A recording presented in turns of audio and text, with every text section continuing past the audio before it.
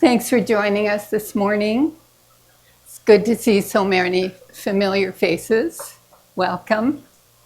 And today we're talking about sprouting seeds and also microgreens.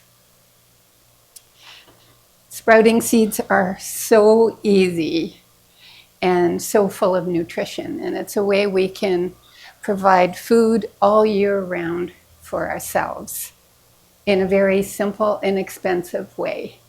There's no special equipment,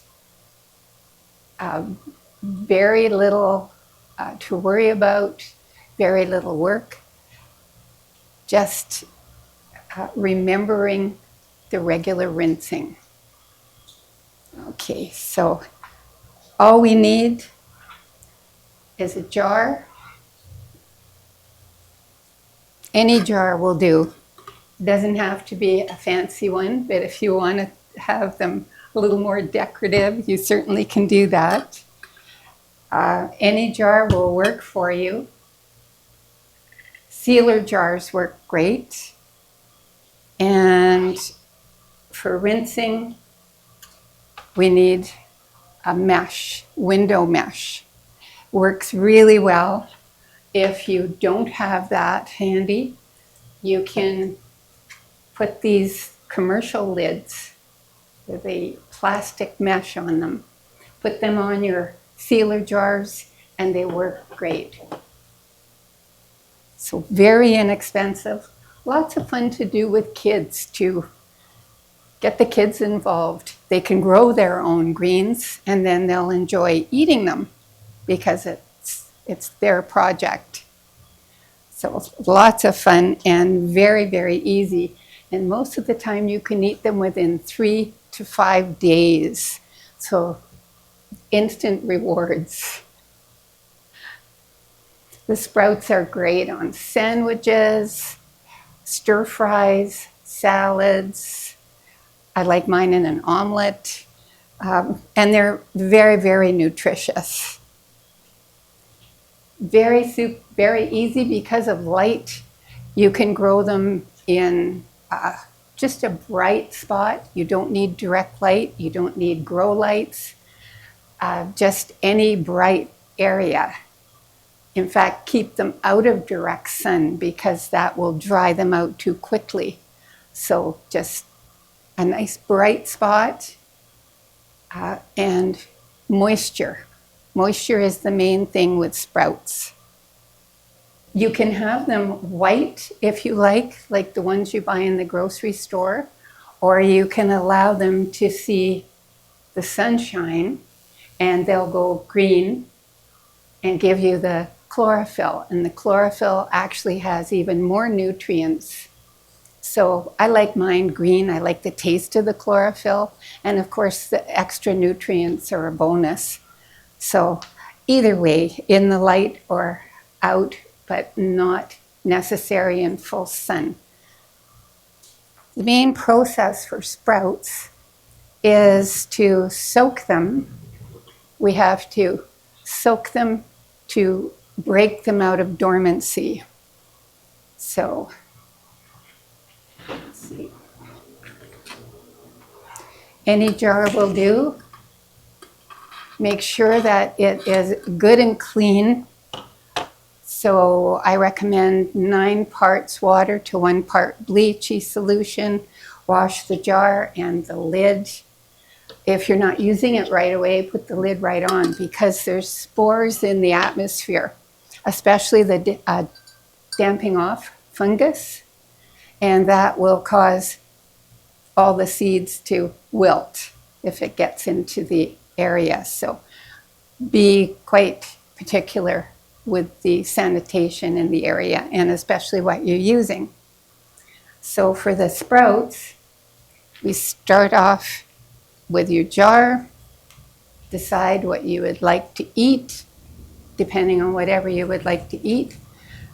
You can cover the whole bottom of the jar if it's a fairly large jar, or if it's the smaller, this size, it's just a tablespoon of seeds in the bottom of the jar. larger jars, like these, which I like, that's my preference. You can get them from your favorite restaurant. They generally use these jars and discard them after. So very nice size. And then all you need is your mesh on top, held on by an elastic. Okay.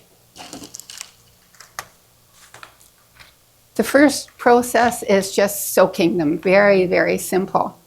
If it's a larger jar, just put enough seeds in to cover the bottom of the jar.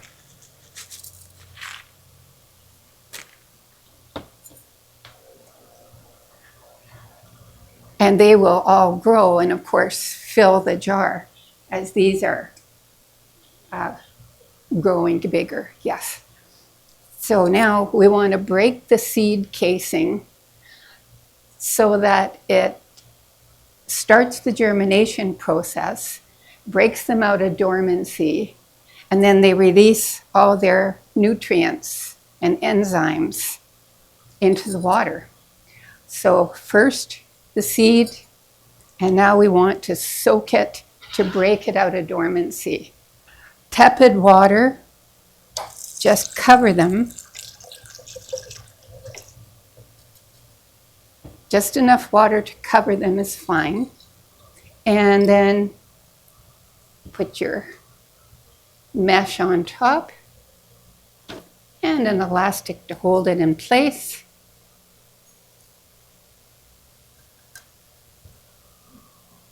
If it's a small seed, something like alfalfa, only 10 minutes for soaking time.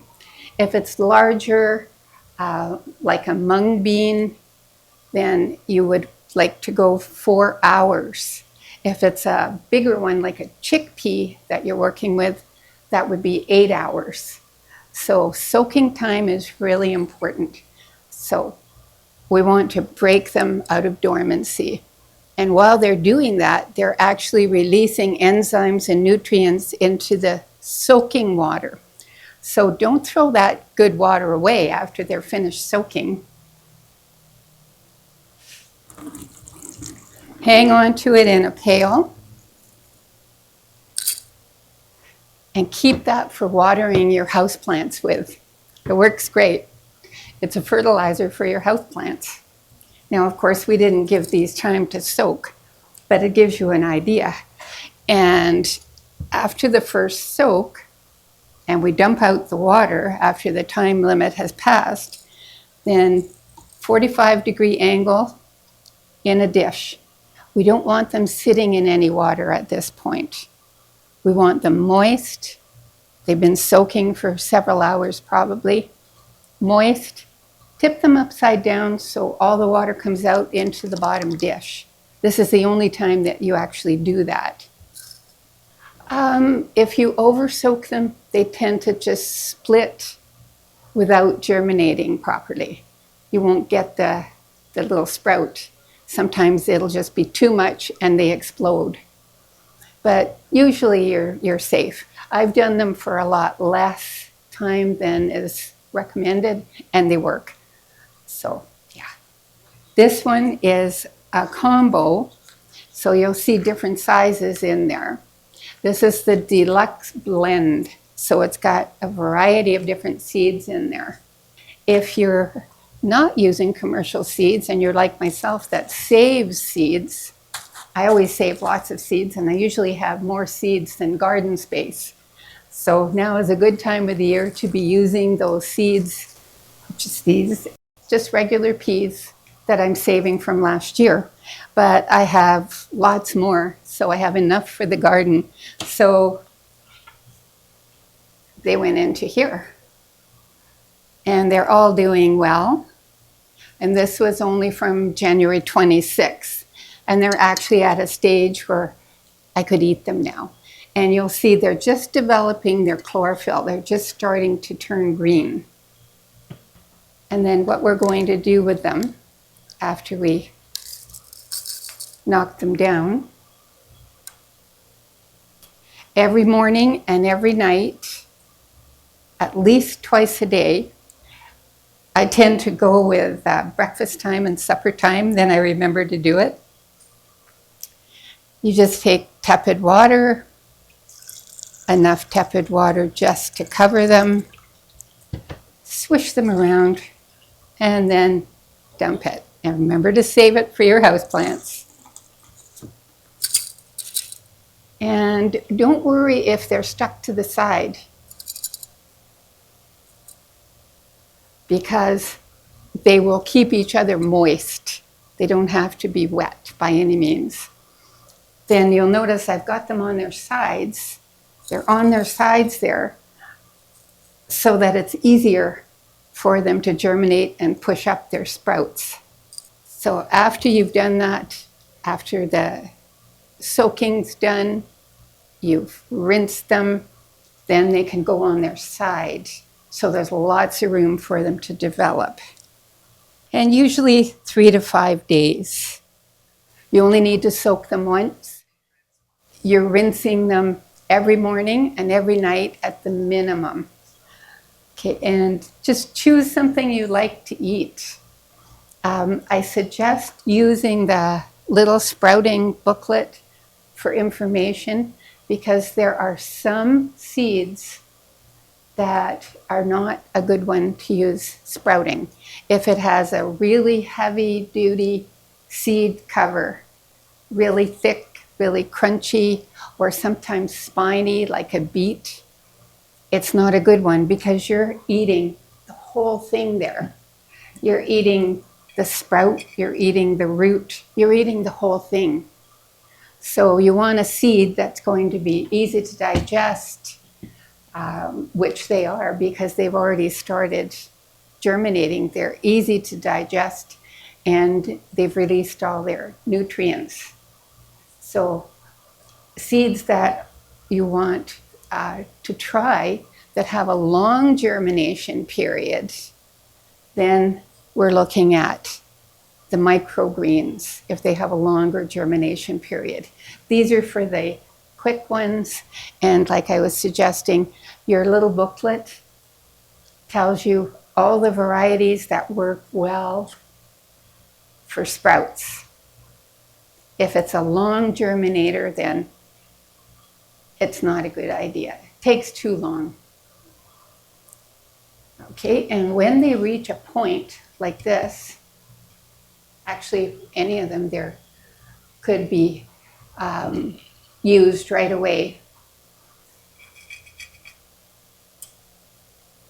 When they're ready, then we rinse them again, give them a final rinsing, dump them out, take your screen off, and use paper towel after the final rinse, paper towel or tea towel.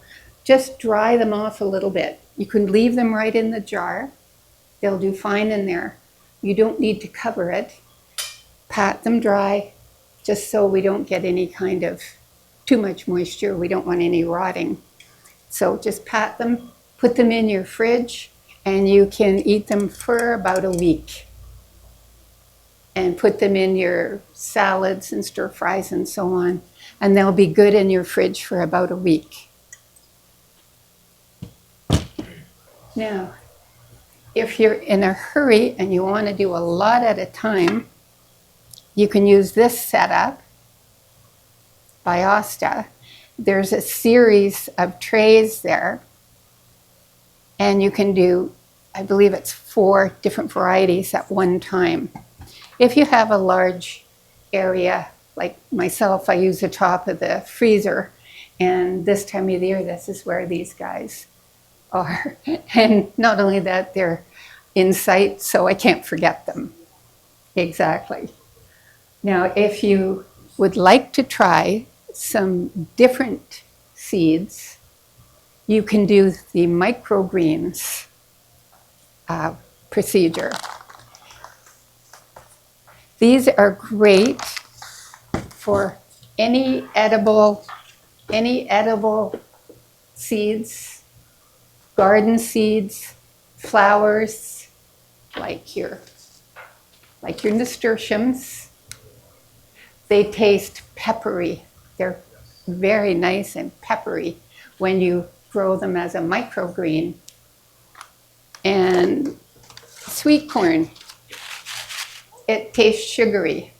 So another fun thing to try. So pick something that you like. Lots of microgreens possible.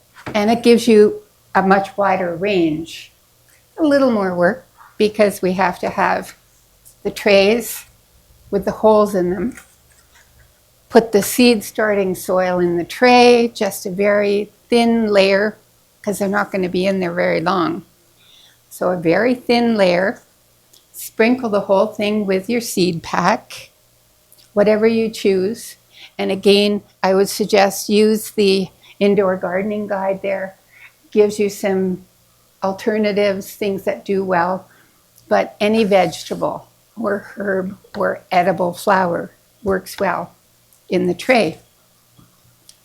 So soil, spread the seeds over the whole surface. Put it into a no-hole tray. And after you've sprinkled your seeds on, then water the whole tray, soak the whole tray. Really important, that's top watering. That's the only time you do the top watering. It's really easy because the water goes through those holes, sits in the bottom one, and wicks up from the bottom to the top. So it will be feeding them, keeping them moist constantly. And do check, because sometimes if it's warm in your home, you may find the water is evaporating out. Make sure there's always a little water in there for them so that it can wick up and keep your seeds nice and moist. One time from the top, the rest of the time check and make sure that there's water in the bottom tray so it can just absorb up into the seed area. Now for these, we're going to just trim off the sprouts. So take your scissors when they're up a few inches and just clip off whatever amount you need. And again, you can use them in all kinds of soups, stews, whatever you're making. You can add nutrients by adding your greens. We don't use the soil again. The roots are in the soil, they stay in the soil. You can leave that tray and clip, clip, clip until it's all finished. And then the whole tray with those roots in it and a little bit of soil. It's a very small amount of soil that you're using. It all goes in the compost. And if you would like your sprouts nice and light colored, then again, you can cover it with another tray. So they will stay lighter in color if you cover them. Okay. Now there was one thing I really wanted to read because it's almost hard to believe. The microgreen peas are a really good choice because they have 7 times the vitamin C than blueberries, 8 times the folic acid than bean sprouts, 4 times vitamin A than tomatoes, micro peas, and 2 times more protein than any other edible green, and that's your micro peas. So that would be in here, and you just clip off. And you can use that for quite some time. They will still stay quite healthy and happy in the tray. This stuff is so easy. You don't need any special lights, special equipment. Very, very simple. And like I was saying, if you save your seeds and you have extra seeds, definitely use them. Make your own sprouts. You don't have to buy commercial stuff. You don't have to go this route. Because if you're like me, you probably have lots of seeds that you're saving for this spring. And very often you have extras, and it works great either as a sprout or as a microgreen. So depending on the space and the time that you have.